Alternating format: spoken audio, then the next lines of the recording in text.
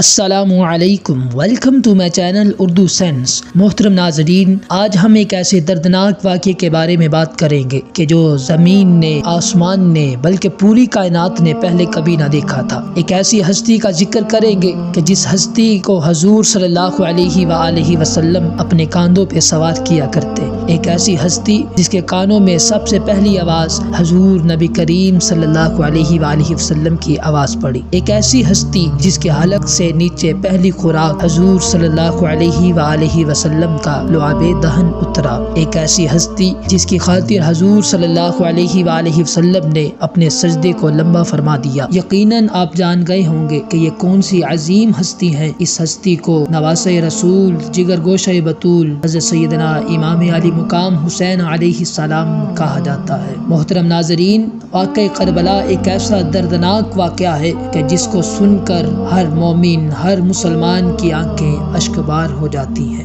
یزید جب تخت حکومت پر بیٹھا تو گورنر ولید کو حکم دیا کہ امام علی مقام حسین علیہ السلام سے میری بیعت لو۔ ولید نے امام حسین علیہ السلام کو بلایا اور یزید کا پیغام سنایا۔ حضرت امام حسین علیہ السلام نے کہا کہ مجھ جیسا انسان یزید کی بیعت نہیں کر سکتا۔ ولید نے یزید کو بتایا کہ امام حسین علیہ السلام نے بیعت سے انکار کر دیا ہے۔ یزید نے دوبارہ پیغام دیا کہ امام حسین کو لالچ دو۔ ولید امام حسین کے پاس آیا، منت و سماجت کی، کہا ہم آپ کو گورنر بنا دیں گے، لیکن آپ نے سب کچھ ٹھکرا دیا۔ فرمایا ولید میں اپنا پاک ہاتھ یزید کے ناپاک ہاتھ میں نہیں دے سکتا۔ امام علی مقام حسین علیہ السلام نے یزید کی بیعت کرنے سے انکار کر دیا۔ امام علی مقام حسین علیہ السلام جس وقت مدینہ چھوڑ کر مکہ آ گئے تو کوفیوں نے خط لکھنا شروع کر دیے، آپ کوفے آ جائیں، ہم آپ کو اپنا امام بنائیں گے، ہم یزید سے خوش نہیں ہیں، یزید ظالم ہے، فاسق و فاجر ہے، آپ جلدی تشریف لے آئیں۔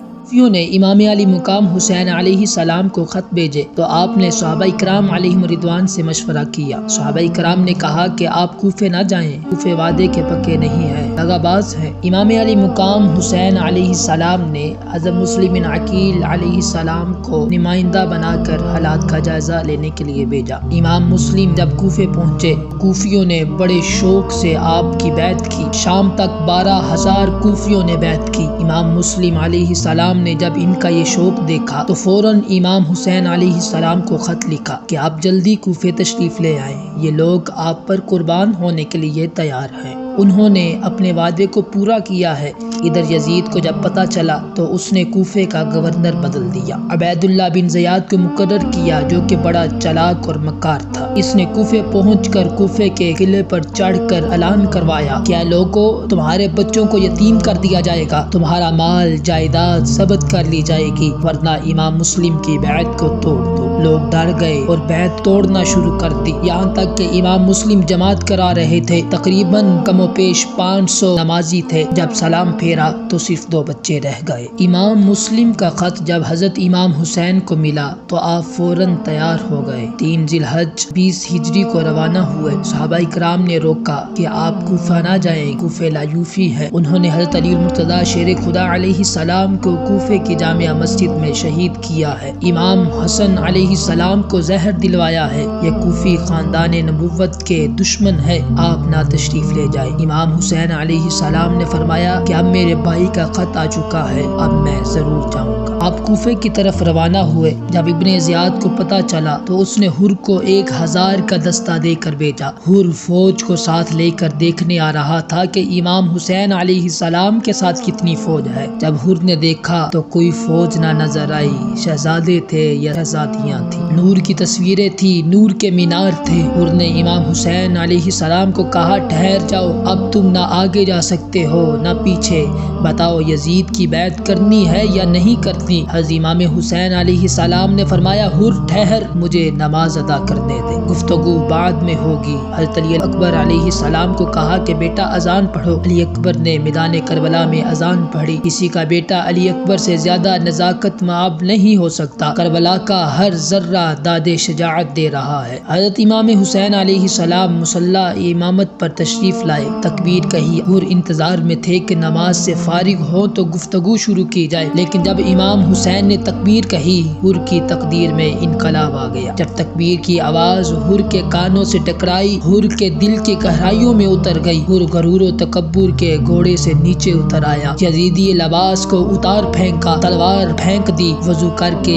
امام کے پیچھے کھڑے ہو کر نماز شروع کر دی۔ امام حسین علیہ السلام نے سلام پھیرا، حر کی آنکھوں میں آنسو آ گئے۔ امام حسین علیہ السلام کی منت و سماجت کی، کہا غلطی ہو گئی ہے، معاف فرما دے۔ امام حسین نے فرمایا انت حر من النار، جا تو نارے جہنم سے آزاد ہے۔ امام علی مقام حسین علیہ السلام اپنے شہزادے شہزادیوں کے ساتھ میدان کربلا میں پہنچے تو آپ پر ظلم کی انتہا شروع ہو گئی۔ ساتھ ہی محرم کو آپ پر پانی بند کر دیا گیا، 3 دن بھوکے پیاسے رہے۔ حضرت عباس ابن علی علیہ السلام نے کہا حضرت امام حسین علیہ السلام آپ اجازت دیں میں پانی لاؤں، اہل بیت کے شہزادے اور شہزادیاں پیاس سے تڑپ رہے ہیں۔ حضرت امام حسین نے فرمایا کہ دشمن کا پانی پر پہرا ہے، وہ پانی نہیں لینے دیں گے۔ عرض کی آپ اجازت دیں میں پانی ضرور لے کر آؤں، مشکیزہ خالی نہر سے نہ لے کر آؤں گا، پانی یہاں نہ ملے گا تو حوض کوثر پہ جاؤں۔ امام علی مقام حسین علیہ السلام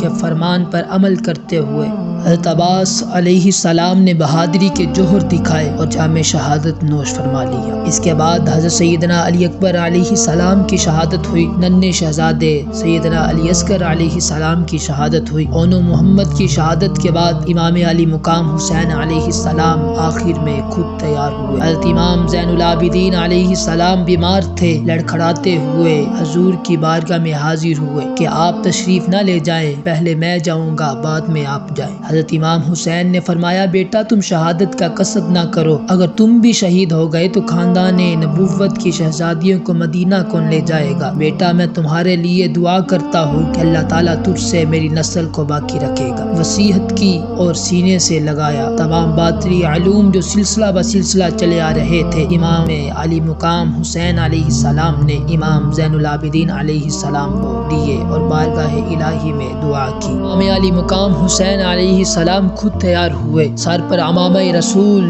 ہاتھ میں ذوالفقار حیدری لے کر، سینے پر زرہ امیر حمزہ لگا کر تیار ہوئے اور اہل بیت اطہار علیہم السلام کو آخری خطبہ ارشاد فرمایا۔ حضرت امام حسین علیہ السلام یزیدی لشکر کی طرف جا رہے ہیں، خیمے میں بہن موجود ہے، بیٹی بیوی بیٹا موجود ہے، لیکن کسی کی محبت کی وجہ سے پائے استقلال میں ذرہ بر بھی لغزش نہیں آئی۔ خیمے سے آپ نے باہر قدم رکھا، یہ دوسری منزل ہے، پہلی منزل سے زیادہ مشکل ہے، اور آپ کے گھوڑے نے پہلا قدم اٹھایا، علی اصغر کی لاش پڑی تھی، دوسرا قدم اٹھایا، علی اکبر کی لاش پڑی تھی، تیسرا قدم اٹھایا، اونو محمد کی لاشیں پڑی تھی، چوتھا قدم اٹھایا، عباس کی لاش پڑی تھی، پانچواں قدم اٹھایا، دوسرے شہزادوں کی لاشیں پڑی تھی۔ آج اگر کسی کے گھر میں ایک لاش پڑی ہو کوہرام مچ جاتا ہے، لیکن قربان جائیں حضرت امام علی مقام حسین علیہ السلام کے آپ کے سامنے کئی لاشیں پڑی ہے، لاشوں سے خون شہادت نور کے فواروں کی طرح بہ رہا ہے، لیکن قوت بازو میں ضعف نہیں آیا، پائے استقلال میں لغزش نہیں آئی۔ آپ یزیدی لشکر کی طرف بڑھے، ادھر خود تنہا ہے، ادھر 20,000 کا یزیدی لشکر ہے، ادھر خاندان نبوت کے شہزادوں کی لاشیں ہیں، پیچھے خاندان نبوت کی شہزادیاں ہیں، لیکن ان مشکلات کے باوجود آپ کے صبر و استقلال میں فرق نہیں آیا۔